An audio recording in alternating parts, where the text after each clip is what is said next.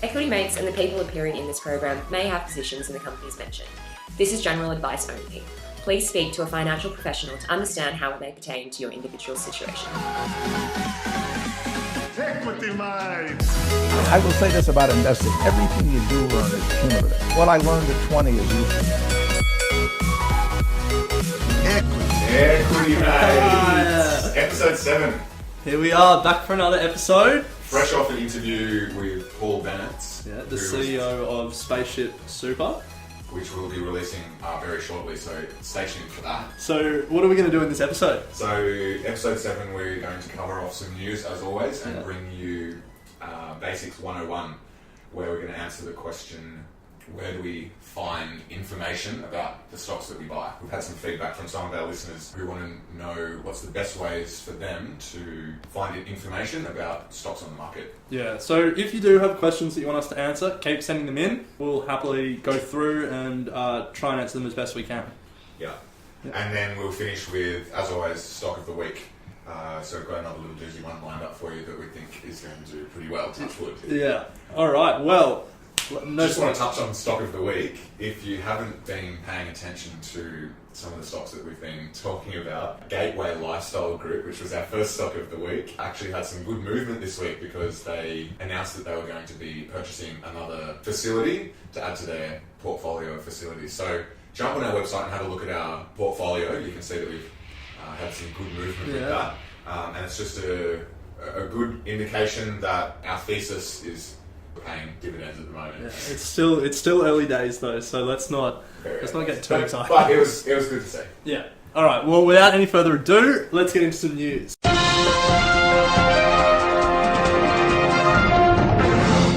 So, first bit of news, we recently saw that Australia is going to cut the company tax rate. And what does that mean? So, the Australian company tax rate at the moment is 30%, and what the government's doing is dropping it to 25% for companies with less than $50 million in revenue.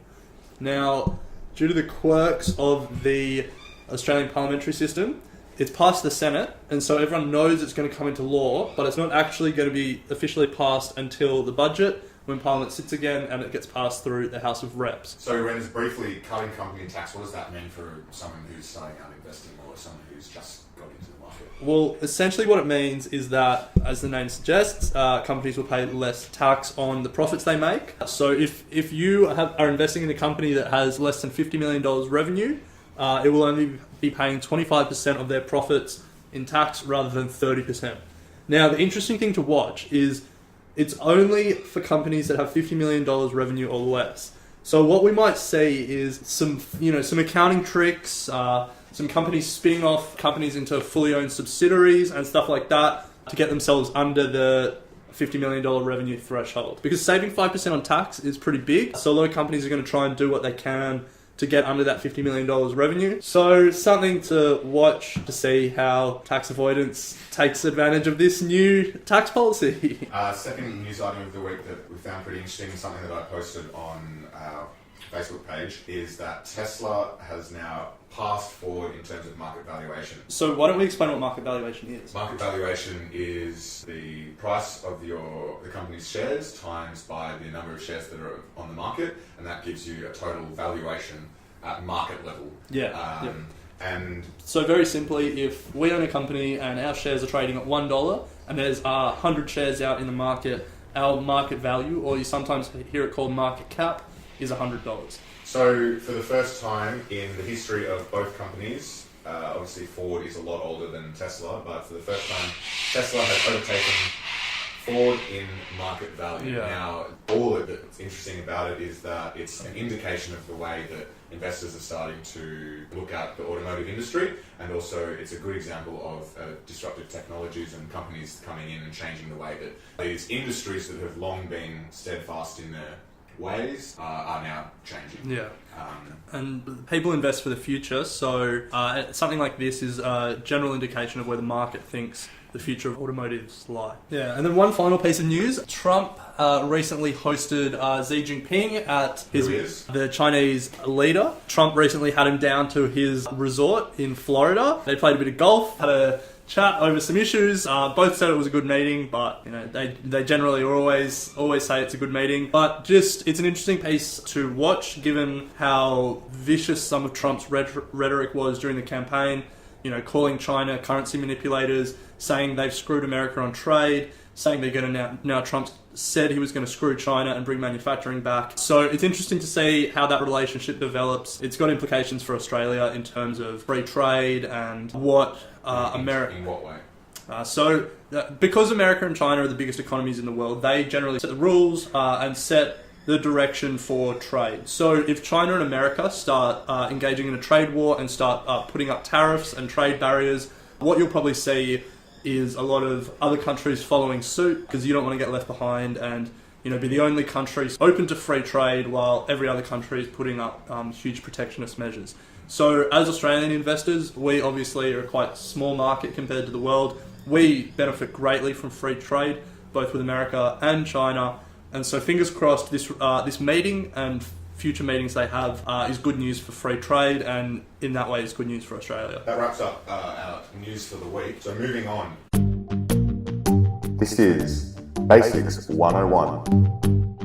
Each episode we will try and bring you some basic investing techniques. Yep. And as we said at the start of the show, today is where to find information on stocks and companies, and how do we find information on stocks and companies. Yeah. Because it's a valid thing to raise, because there are many ways in which you can find information about stocks. Yeah. There's a lot of opinions out there, and so it's about refining the way that you do it, and more about also being aware of what you're reading, so that you can then start to train yourself to look for opportunities. Yeah, and make sure it's not fake news. And make sure it's not fake news, that's right. So we'll go through a bit of a list. Obviously, first on the list is equitymates.com. Equity Mates, yeah. I mean, if you're only going to get news and get investing advice from one place, there's no better place.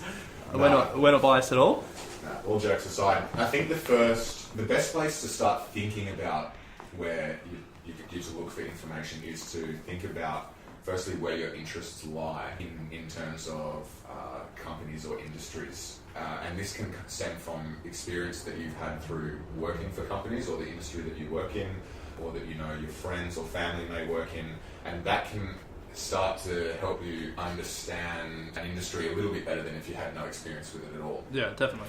And it doesn't have to be, you don't have to be working in the head office of the company. If you work in retail or if you work in hospitality, your experiences are like valuable experiences for your investing knowledge. Think about what companies are doing well in your industry, what you've done well in terms of selling things, and then think about like what companies are doing that on a mass scale. So a good example may be that you work for Harvey Norman on after school on a weeknight or during university or whatever, and you may look around Harvey Norman and see that there's a particular brand of vacuum cleaner or TV that are selling really well, and that could be a trigger point for you to then think, okay, well there's obviously something good about these products, let's go and research this company a little bit further, let's see if it's listed as a public company, and then that would then trigger further research.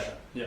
So that's probably one of the best ways to start, is just to look around in your surroundings and have a think about where your interests lie, or if you have experience with any industry, and go from there. Yeah. Now, obviously, you won't have experience with every industry, so you need some really good sources of information. And the best one for my mind, and the one that I always go to first, is Australian Financial Review. It's a newspaper. It's got it's an online newspaper as well. A lot of good articles on Australian companies and the Australian market. It's a newspaper that's target market is investors, so it's always a good first source of information to know what's going on in the market and what you need to know. I would suggest buying the weekend paper for the Australian Financial Review. It summarises the week pretty well, and also has some segments in there or sections in there, that are specifically targeted towards markets and companies, and also investor money that otherwise don't appear during the week. Yeah. I think it's about $3.50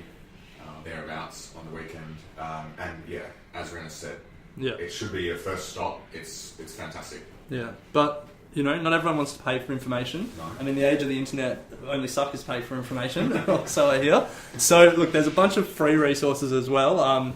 The first is just the general TV news at night and newspapers, online news sites that you go to, there's generally some information on companies in the markets, but also just more general information. If a free trade deal is happening, that's going to have implications for the market, or the company tax rate that's changes, that's going to have implications for the market. So just general things that are reported in the news have implications for different companies and for the market as a whole. And it's important to sort of just keep reading and think about how whatever changes in society and in the economy are going to affect the different companies. Yeah, I think that's a very good point. This is all about, it's fine to have all of these resources available, and it's fine to go on and trot through Australian Financial Review and all that sort of stuff, but if you don't have a conscious effort of looking for things that might be creating opportunity for companies, then you're wasting your time. So while you're doing this, you need to sort of train yourself to look for opportunities that are either macro opportunities, changes in government legislation, and then think about how that may affect companies. That sort of stuff is what you need to be looking for. Yeah. Even things like trends in food and clothing and stuff like that. That has a direct effect on what companies are going to do well, and so you just got to literally everything that's going on in society. You can think about how that will affect certain companies, because there will always be an effect. That's just the nature of the world that we live in. So anything that you're interested in, there will be companies that are affected by that. Things like weather disasters, like the cyclones and floods that we've been having recently, are going to have a huge impact on retailers up there. Yeah, insurance companies. Exactly, they have to shut up shop for a while. That's going to impact their ability to generate revenue, that sort of stuff. So start thinking about everything around you that's happening is going to have an effect on the company. It's then about you trying to join the dots as to what effect that's going to have, and then trying to find companies that will be affected either positively or negatively. Now, there's a bunch of specific financial information that you can get, and one that's really valuable and everyone should take advantage of is the information that companies send out themselves. So any publicly listed company in Australia will have to publish an annual report which will detail all their results for the last year, what their plans for the future are, and then around that they make a whole bunch of announcements to the market, and they do a whole bunch of interim reports, half-year reports, stuff like that.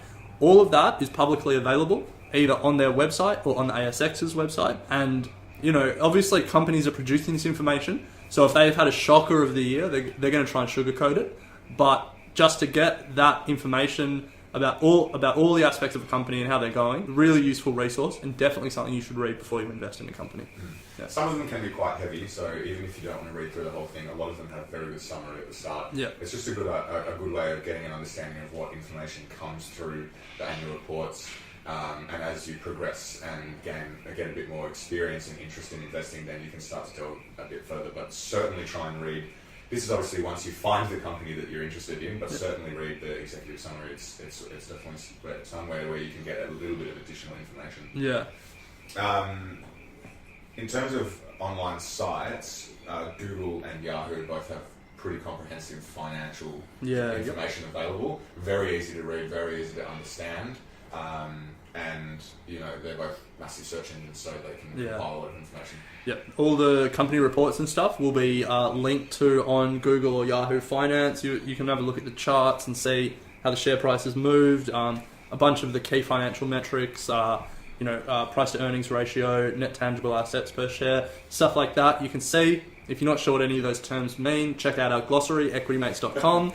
So and we're now sort of delving into places where you can go once you've found these companies that you're interested in. Social media is a fantastic way of also getting an idea of what's trending at the moment, both in the news and in terms of stocks. Twitter is very good at highlighting what's hot at the moment. Yeah, investors love to share their information on Twitter as well. Yeah, it's just, I guess it's the nature of the game. Like, if you make an investment, it's good that other people know about it and also make that investment. So a lot of investors also like having a bit of a biff over Twitter, which is fantastic for us because we can see both sides of the argument and sort of make an idea or our own opinion of the company. But yeah, Twitter's great. A lot of the big investors are on Twitter, love sharing their information.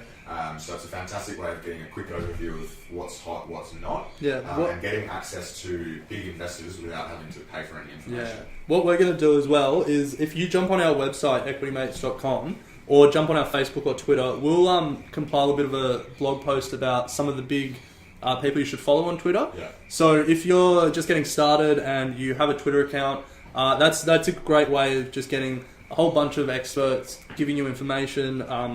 So yeah, check out equitymates.com to get that list. Yeah, nice. Following on from that, there's also a number of forums that are available online where a lot of people like us and more experienced jump on and share all their thoughts. Some of it's, you've got to know what's BS and what's not. You got to take it with a grain of salt. Because there's a lot of people getting on there and talking about a whole heap of crap that otherwise... You know, anonymous forums are a bit dangerous, but I mean it's one of those things. You know, it's a good starting point. If you're going to do your own research afterwards, it's a good place to get some ideas. So some that you might want to check out are Hot Copper, and the Motley Fool. The Motley Fool you have to pay for, but I don't know, it may be worth it. We don't pay for it. No, don't pay it. Full stop. Yeah, they're our competitors. So. One that I certainly like and Brendan's as well is Reddit, a fantastic online community if you don't know about it. Yeah, even if you don't know about Reddit and you don't want to use it for investing, get on Reddit. It's great. It's fantastic. A massive community of everyone online on the internet, posting about everything. But there's a number of subreddits that you should check out. Specifically Oz Finance and Oz Stocks, both related to Australian investing. There's also ASX, which is related to Australian investing as well. And these are forums where people go on and just chat about anything to do with that topic. So it's a fantastic place. People ask questions, they give advice, they give tips on what stocks they're looking at. There's hypothetical portfolios on there, very similar to ours. People plug podcasts, books, all that sort of stuff. So it's a great way to get a whole bunch of information in the one place. Yeah. And then there's also a bunch of subreddits that aren't particularly focused on Australia, but they're more global communities, but great resources. There's r/investing, r/business, r/economy, r/personal finance. They're all really great resources, not just for investing, but just for like personal financial decisions and habits more generally. They're great to read. So if you don't know how to use Reddit, just literally go to Google, type in Reddit, and then any of those buzzwords that we just mentioned, and it'll probably be one of the first or second links that come up. So yeah, fantastic resource. Highly recommend jumping on there. But at the end of the day, the main thing is to remember, do your own research. Yeah. Don't think that whatever any of these forums or social media or newspapers, anything is set in stone, golden. You know, you've still got to come to the conclusion, as we've said every episode, come to your own conclusion, but these are fantastic resources to help that you come to that conclusion. Yeah, definitely. I just want to make one point. A lot of new investors will go to broker recommendations. Yeah. So companies like Morningstar will put out reports to the market. You know, we recommend buying Commonwealth Bank, or we recommend selling, you know, Company X. They're great. And look, these guys are experts, they're professionals who are writing these reports. So they're definitely worth reading and seeing why they're recommending them. But there's a little bit of questions over conflict of interest and misaligned incentives in writing these reports. So even if you're reading brokerage reports on companies, don't just take that as gospel. Always do your own research on top of that and really question the conclusions they're making, because incentives are a bit misaligned in what they're doing. We're both going to jump onto AustralianFinancialReview.com right now. Yep. And onto their homepage and see what headlines grab us and see if we can come up with not necessarily a stock, but if we can come up with something that interests us, and then that may lead us to... Try and relate it to companies that might, or industries that might do well because of that news story and might suffer because of that news story. Yeah, pros and cons. All right, take it away, Brendan. All right, so I'll just jump on AFR now. All right, so here we go. All right, what about the US sending Armada to North Korea? Okay, interesting. So this is an article... Donald Trump has said he wants to send an armada of US Navy ships to the Korean Peninsula, given their ongoing tensions with North Korea. Okay. So this has been in the news a bit lately, and obviously it's primarily a foreign policy story. Yeah. But as we were saying before, everything has implications for the market. Literally everything. We'll start with what companies will benefit. So this is obviously more the US. Yeah. But look, there are implications for Australia as well. So the big winners out of any military escalation is US defence contractors. And there are a bunch. Obviously, they're trading in America. The biggest one that most people would have heard of is Lockheed Martin. Yeah. But there are a bunch of others. Just to give you an idea of how lucrative war can be for these defense contractors, Raytheon is a defense contractor that makes Tomahawk missiles, and President Trump recently launched 59 Tomahawk missiles into Syria to blow up this airbase, which I'm sure everyone has heard about. What people probably didn't hear about is that these cruise missiles cost almost $1 million each, and Raytheon now has to produce more for the US military. And when President Trump fired those cruise missiles, Raytheon's share price jumped $4 straight away on the news. It went from about $150 to $154. And that's just because defense spending is such a big part of America's budget, and everything that is created is so expensive that anytime any military equipment is used and has to be replaced, there's big dollars in that for defense contractors. So a big win out of Trump sending an Armada to North Korea and escalating military tensions is defense contractors. Even though nothing's come of that yet, it's a possibility. It's a possibility, yeah. And but even if a shot is never fired, increased military tensions lead to increased worry in Washington about potential military conflict, and that leads to increased military spending. So you don't even need a war. All you need is fear, essentially, and that's what defense contractors live on. Awesome, perfect example. All right, so a loser, and there are big losers out of this. Obviously, the biggest loser is the North Korean people. Yeah. But in terms of investors, Australian companies are pretty big losers because as military tensions escalate between America and North Korea's biggest ally, China, is going to get edgy, and the Chinese-American relationship is going to sour. That's really bad for Australian companies that are export-focused, and especially that export to China. Because if anything ever does kick off between America and China, all of these Australian exporters all of a sudden aren't going to be able to export to their biggest market. So that's companies like Bellamy's, A2 Milk, Blackmore's, Treasury Wine Estates, and a bunch of others that now make a huge chunk of their income from selling to the Chinese markets. They're going to suffer. So there you go, a story about war that has big investing implications. Awesome. All right. Well, while you were rambling on about war, I had to scroll through the front page of the AFR, and the headline that caught my attention was David Teo's TPG Spectrum Splurge Scares Telstra Investors. Now, to me, this is a fantastic headline because automatically it gives me two companies so that I can go away and firstly look into the TPG and I can look into Telstra and what their relationship is. Going into the article though, it goes on to say that David Teo, who's the CEO of TPG, which is the telecommunications company, is about to spend $1.2 billion. So what does this mean? What are the pros and cons? Pros are the fact that TPG is investing in infrastructure spending, which is going to create greater competition, which is going to have price implications for consumers, and also potentially positive implications for their own shareholders. So, well, the losers are obviously Telstra. They're going to be the major losers because if it goes according to plan for TPG, they're going to be losing customers. It's going to be greater competition for them.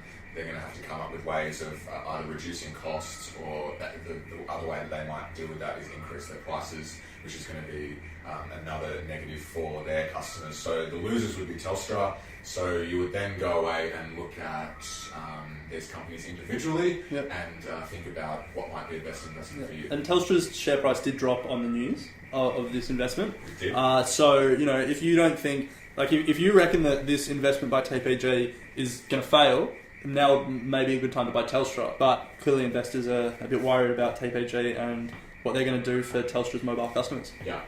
So there you go. Two ways that we've just quickly browsed the internet and have come up with some potential companies or industries that are worth looking at. Yeah. Awesome. So moving on, as always, again, stock of the week. Yeah. Favourite part of the show. So, where are we going to spend our $1,000 this week? We've talked about this before on the show, that we are both really interested in Australian agriculture as an industry, as a sector in the Australian economy. Yeah. We think it has a lot of potential. Well, it's the largest contributor to GDP at the moment. Yeah. What we've seen recently is a lot of extremely wealthy Australians move quite heavily into agriculture. So Kerry Stokes, the owner of Seven West, has put a lot of money in. Jerry Harvey of Harvey Norman has put a lot of money in. Gina Reinhardt has just built a Wagyu beef export business based up in the top end in Northern Territory of Queensland. So, and there's a bunch of others. The long and the short of it is there's a lot of money flowing into Australian agriculture at the moment. Which is a positive sign. Well, yeah, especially if you're a shareholder in that industry. Yeah. And or a farmer. Yeah. There are some particular areas in the agriculture industry that have done particularly well out of this, and that investors think have good long-term prospects. One that we've talked to... It's not smashed avocado. Although, it wouldn't be a bad one. No, one that we've talked to death about is dairy, so we're not going to talk about that anymore. But there's a bunch of others that people think have quite good long-term prospects. The main theory is that a lot of these industries will benefit from opening up of Asian markets and the emerging Asian middle class, and will be able to export to these markets. And we're now starting to see this come through as demand from particularly China is really starting to fuel this agricultural growth. Yeah, definitely. And the growth is coming from what we would say would be premium products. Yeah. The mindset of the Chinese at the moment is that as they are becoming more wealthy, they want to enjoy the finer things, or what we in Western society classify as sort of premium. So the nuts, wine, beef, top quality beef. So it's those sort of products that are at the moment really reaping the rewards of a growing Asian middle class. Yeah. So one industry that we particularly think has a lot of prospects is the Australian beef industry. Yeah. And there are a variety of reasons for that. Australian beef has always been quite sought after, especially Australian Wagyu beef has always been a very sought after item in Asia. But what we've seen recently is that while Wagyu beef has continued to be very strong, just Australian beef in general has been very strong. So to take China, for example, Australian beef sales to China have grown sixfold between 2012 and 2015, and the global beef price has risen about 7% over the last decade. So what you're saying is more beef sold, and it being sold at a higher price. Fantastic news for beef producers. Yeah, great news. Do you want to introduce the company that we hope is going to take advantage of this? Yeah, sure. Introducing AAC. Yeah. So look them up on the ASX. AAC, the Australian Agricultural Company. Yeah, very creative name. Yeah, very creative. And they are a beef producer, essentially, at their core. And as Ren has mentioned before, that's the reason we like them. Yeah. AAC used to be primarily focused on the growing a herd and then selling that herd to abattoirs, and that was sort of their core competency, and that's what they did well, and that's what they stuck to. Over the last couple of years, they've vertically integrated. Now, for new investors out there, vertical integration is when you own all steps in the supply chain. So now what Australian Agricultural Company does is they continue to produce the cattle, grow the cattle, but then they also own the abattoirs, and then they export the finished product as well. So they own the business end to end. And that's really valuable because there's a lot more value that can be derived from the finished product, like selling packaged beef, than there is from selling live cows to abattoirs. And what's also really important is that when you control, when you're vertically integrated, you're much better prepared to survive price shocks.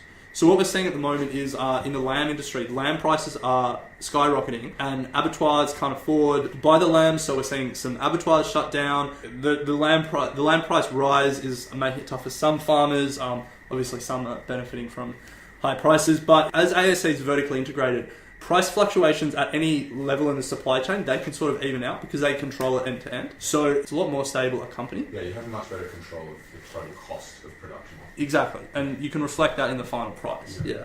What we've seen is that this vertical integration has resulted in a 45% improvement in revenue between the first half of the 2014 financial year and the first half of the 2016 financial year.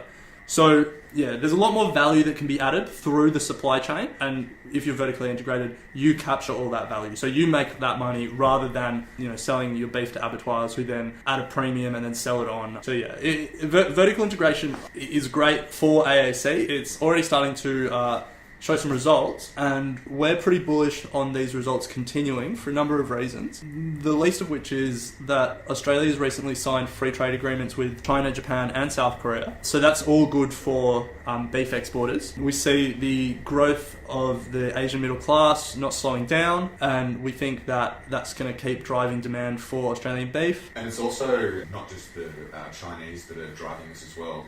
South Korea and the United States, in 2016, sales to both those countries climbed by 200% to the United States and 56% to South Korea. So their other markets are also growing considerably just because of the quality of the beef that they're producing. Sales in 2016, revenue jumped by 45% to just under $500 million. And this is off the back of some strategic change that they made back in 2014, and they're now starting to see the results of this strategic change coming through. As Renner said, that was partly due to the fact that they decided to vertically integrate and take on another source of revenue by doing so. Since 2014, beef sales made up 59% of total revenue in 2014. 2015 they were 79%, and 2016 88% of their business, and they now have a strong focus on Wagyu beef, because that's really where they can start to generate a lot of revenue. Their ambition is to become a globally recognised premium beef producer, and in fact they have won some numerous awards for their Wagyu, including being named the Grand Champion of the World Wagyu Conference. There you go, that's not bad. Classic. Yeah, so look, it doesn't come without risk. As we were talking about before, there are risks that, there is more protectionism put in, especially by China, in response to America. That would be bad for their export business. There's also danger that, the Chinese economy might have some troubles. That will hurt their export market. But I mean, there's more general dangers as well. So, because beef is a commodity, as the price fluctuates, that will affect their ability to make money. Even though they're vertically integrated, if beef prices skyrocket, it may become difficult to get a lot of demand from customers. So there are dangers, but we're confident that over the long term, Australian beef has a bright future, and Australian Agricultural Company are well placed to capitalise on that bright future. Definitely, yeah. So it's currently trading at $1.68. Yeah. So we're going to go ahead and lock that in as number 3 stock of the week. Stock of the week number 3, yeah. We're going to add that to our portfolio and see how it goes. As Renner said, we're confident that it's in the right industry at the very least. So it'll be interesting to see how we go. Yeah. So that wraps up episode 7. Hope you've enjoyed it. Before we wrap up, as we started with, we have just finished an interview with Paul Bennett, who is CEO of Spaceship, a very interesting company that is looking at shaping up the Australian superannuation industry and targeting 25 to 35-year-olds specifically and their superannuation funds, trying to change the way that we think as millennials about our superannuation. Yeah, or just trying to get us to start thinking about superannuation. Yeah, exactly. And they have a very strong focus on the technology sector, which is something that we'll definitely be talking about in coming episodes. So, they're looking at the Amazons and the Googles and the Facebooks of the world. Yeah. So that's going to be coming up after this episode. Unfortunately, we didn't get a photo with him. Yeah, we might Photoshop one and put it up. Look out for that on our Facebook or Twitter in the coming days. And as always, please keep the feedback coming. We really appreciate hearing from you guys, so we can only improve and make this better. So. And send us any questions you have as well. So, like that Basics 101 we did today, that was based off a listener question. Yeah. So we really appreciate them and keep them coming in. Yeah, awesome. So that's it for this week, guys. Episode number 7. Look forward to talking to you next episode. Can't wait. Equity mind. I will say this about investing. Everything you do learn is cumulative. What I learned at 20 is useful. Equity mates and the people appearing in this program may have positions in the companies mentioned. This is general advice only. Please speak to a financial professional to understand how it may pertain to your individual situation.